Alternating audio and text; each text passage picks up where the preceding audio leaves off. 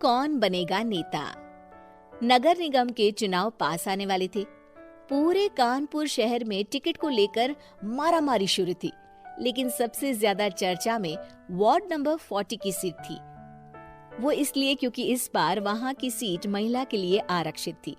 अब सवाल ये था कि चुनाव लड़ेगा कौन। इससे पहले ठाकुर साहब वहां से पार्षद थे और इस बार उन्होंने अपनी पत्नी सीमा ठाकुर को टिकट दिलवाई और ठाकुर साहब की शान के कारण सीमा जी ने 20,000 वोटों से चुनाव जीत लिया। अरे बधाई हो सीमा भाभी, अब तो आप वार्ड की पार्षद बन गई हैं। अब तो हमारे काम आप ही करवाएंगी। अरे ये तो सिर्फ नाम की पार्षद बनी है, वो तो महिला सीट आ गई, वरना पार्षद तो मुझे ही बनना था। अब भले ही चेहरा इसका होगा, लेकिन पावर तो मेरी ही होगी। अरे वाह भाई साहब, क्या दिमाग लगाया है आपने भी। आइए आप लोग, खाना लगा दिया है सबके लिए। सीमा जी पार्षद बन चुकी थी, फिर भी उनकी एक ना चलती। सारे काम ठाकुर साहब खुद ही संभाल लेते और जहाँ जरूरत पड़ती वहाँ सीमा जी का अंगूठा लगवा लेते। सीमा जी ज्यादा पढ़ी लिखी भी नहीं थी। एक दिन ठाकुर साहब और सीमा एक प्रोग्राम में जाते हैं। अरे ठाकुर साहब आप आ गए। ओहो, पार्षद मैडम भी आ गई हैं। स्वागत है आप दोनों का। लगता है हमारे पार्षद फंड का सही इस्तेमाल हो रहा है। चलिए अब उद्घाटन करते हैं। ये लीजिए ठाकुर साहब कैची, आप ही सबसे पहले प्रवेश कीजिए। सब लोग आगे निकल जाते हैं और सीमा जी पार्षद होने के बावजूद भी पीछे खड़ी रह जाती हैं।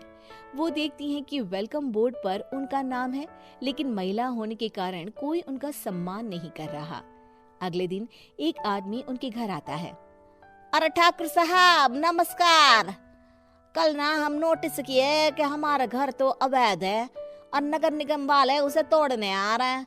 अरे कुछ कीजिए ना ठाकुर साहब। देखो भाई, मैं तो ज्यादा कुछ कर नहीं सकता, पर अगर तुम सबकी जेब गर्म कर दो तो कुछ हो सकता है।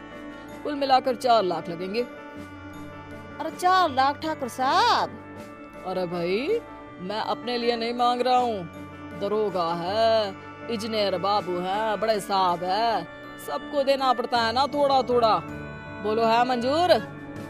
तभी वहाँ अचानक सीमा जी आ जाती हैं। अरे ये आप क्या कर रहे हैं? पहले इन्हीं लोगों से तो आपने वोट मांगे, अब इनसे ही पैसे ले रहे हो। अरे चुप रहो तुम, तुम्हारा काम है सिर्फ अंगूठा लगाना, तुम वही किया करो। मुझे दूसरे काम तुम मत सिखाओ, समझी? और तुम ना जाओ, अब पैसे लेकर आओ, वरना जेसीबी किसी भी वक्त आती होगी। सब कुछ ऐसे ही चलते रहता है। एक दिन सीमा जी और ठाकुर साहब को एक लोकल मीटिंग में बुलाया जाता है। वहाँ पर कई और अधिकारी लोग भी मौजूद रहते हैं। अब मैं चाहूंगा कि ठाकुर साहब हमारे बीच 2 शब्द कहें। मेरे प्यारे भाइयों और बहनों, आज मेरा सौभाग्य है कि मैं आप सबकी सेवा दिन रात कर पा रहा हूँ। आपने मेरी पत्नी को भारी मतों से जिताया है, इसलिए मैं आप सभी का शुक्रगुजार हूँ। मैं आप सबसे वादा करता हूँ कि हमेशा की तरह हमारे वार्ड में किसी को कोई तकलीफ नहीं आने दूंगा। सभी लोग तालियां बजाने लगते हैं। अब मैं माननीय पार्षद मैडम को स्टेज पे बुलाना चाहूंगा। अपने नाम को बुलाया सुनकर सीमा जी एकदम चौंक जाती है। उन्हें बिल्कुल उम्मीद नहीं थी कि इतनी बड़ी जगह उन्हें मंच पर बुलाया जाएगा। जैसे तैसे वो मंच पर चढ़ती हैं। ऊपर जाते ही सीमा जी को सारी पुरानी बातें याद आ जाती हैं कि किस तरह उनके पति उन्हें कभी भी आगे बढ़ने नहीं देते और उनके नाम से गलत काम करते हैं। वो बोलने लगती हैं, मैं आपके वार्ड की पार्षद सीमा हूँ। आप में से बहुत कम लोग ही मुझे जानते होंगे, क्योंकि इससे पहले मुझे कभी ऐसा मौका ही नहीं मिला।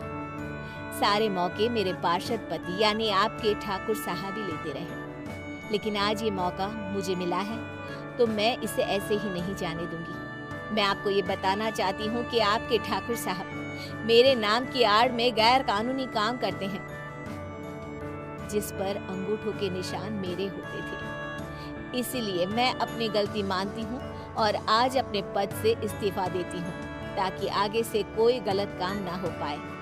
अब फैसला आप सबके हाथ में है कि आप हमें क्या सजा देना चाहते हैं। सीमा जी की बातें सुनकर ठाकुर साहब के चेहरे का रंग उड़ जाता है और वो शर्म से मुंह नीचा करके वहां से चले जाते हैं और पद से इस्तीफा देकर ही सही सीमा जी अपने आप में आत्मविश्वास महसूस करती हैं।